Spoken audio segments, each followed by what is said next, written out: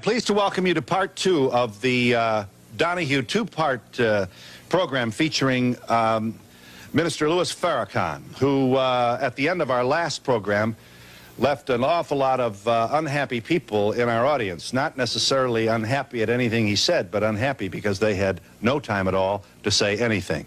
So this is our attempt to give you an opportunity to express yourself and ask Minister Farrakhan to respond. Whom didn't we... Yes, yes.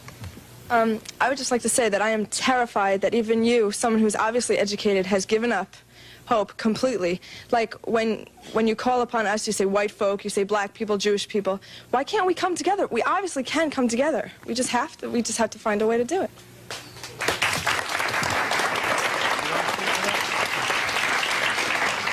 The desire is good, but the reality is the total opposite of your desire. And unfortunately, as a young lady, you are not in the position of power to make the decisions to make America work.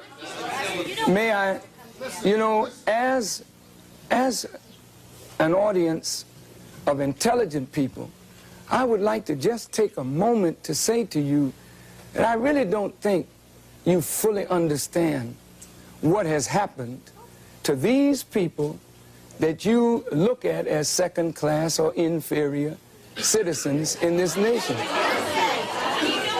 Black people who were brought to this country were stripped of their names, language, culture, religion, God, and taken totally away from the history of themselves. Here are 30 million people who don't wear their own names, they wear your names. Who don't speak their own language, they speak English, which is not their language.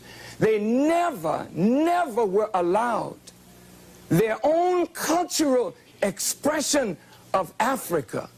Don't you realize that when you turn a people upside down and inside out, then sell them not for a day, not for a year, but for 300 years, and deny us the human right to know, to read a book, to learn, to understand. And then after 300 years of that, you allow us into the church, but by that time you've painted Jesus white, God white, the angels white, and then all these black people have been subjected to a form of white supremacy, which produces in the reverse a black inferiority. And this is fulfilling what Jesus said, as a man thinketh, so is he. And as long as our people think the way they think, we will never be able to do what we as a people should do to correct our condition. Over here.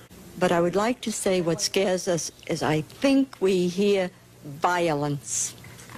May I respond? Yeah. May I respond, please? I'm sorry. All right. Minister Farrakhan, would you explain why it is relevant at this stage in 1990, with all that we've gone through, why it is still relevant to try and to educate or to get white people to understand the plight of black people? Shouldn't the energy be directed to us? Right on. If I may, my work is directly to black people. I spend 99% of my time dealing with us to help us reform our minds and spirit that we may do for ourselves. However, when you live in a society like this, and we know that in order to effect a solution to a problem between black and white, then there's going to have to be some meaningful dialogue between black and white in order to effect a solution. The young lady said she's afraid of violence. And isn't it sad that we who have been the victims of so much violence, now whites fear violence from us? We do not have a history of killing white people. White people have a history of killing us. See? And what you fear, may I say this, sir? What you fear, and it's a deep guilt thing. that white folks suffer, you are afraid that if we ever come to power, we will do to you and your fathers what you and your people have done to us. And I think you are judging us by the state of your own mind, and that is not necessarily the mind of black people. Are you there, caller? Yes. Thank you for waiting. I'm sorry it took us a while to get you, but go ahead. I know you'll be brief. I'm a white American born into poverty, and I overcame it. You know, the opportunities are here in America, and why can't we just start now? We hear all this violence. Why can't we just talk in a positive way and go forward instead of remembering all these things that are in the past that are negative? They were not good for blacks, not good for whites.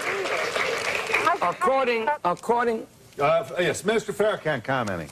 According to the State of Black America by the Urban League, if we started right now, they said, we could never close the gap to black poverty and white poverty. She said, let us start right now. Let's forget the past. Notice this.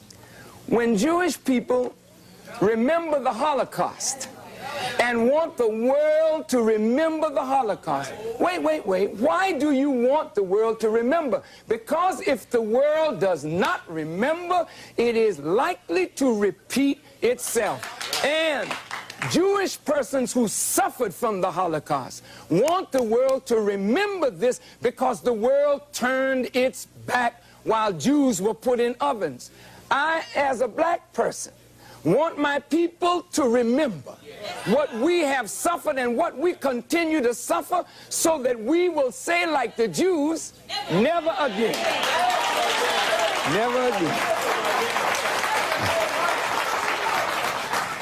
Okay, I've been listening in this corner right here, and I've heard a whole lot of negative things from the white people here. When you were trying to explain yourself, the white people don't want to hear you explain yourself. They drown you out. They start already trying to drown you out and talk over you. There's a certain amount of white arrogance here, and they don't want to listen to what black people are saying. They don't understand because they don't want to understand. I've heard a woman here say, go back to Africa. Somebody said, we have a black holiday. What does that mean?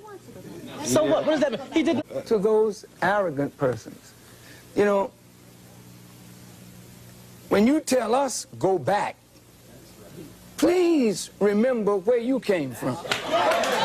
And when you want to relegate somebody to a specific place, just remember what your origin is in this world. Please, I'm not trying to be disrespectful, but I want you to understand that you, wherever you are on the earth, you're not a native anywhere.